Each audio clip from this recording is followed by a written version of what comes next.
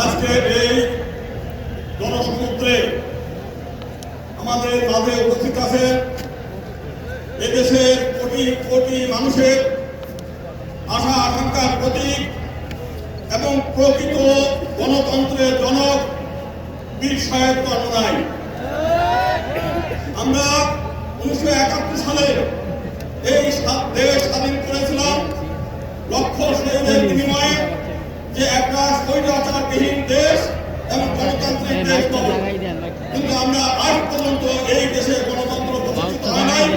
গণতন্ত্রের নামে স্বৈরতন্ত্র একের পর এক আমাদের গলা টিপে ধরেছে।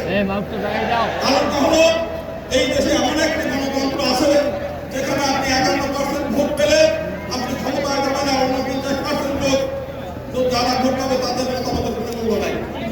শুধু তাই না, এমন একটা পজিশন যেখানে মাত্র 30% ইলেকশন করে, 30% লোক ভোট পেয়ে তারা ক্ষমতায় থাকে, 70% মানুষের আমরা এর আগে একটা ভোট দিয়েছি, আমরা টিভি দিয়েছি, তারা আমাদের সম্পত্তি সম্পত্তি করেছে, তারা আমাদেরকে নির্যাতন করেছে, আমাদেরকে ভোট ব্যাংক হিসেবে ব্যবহার করেছে।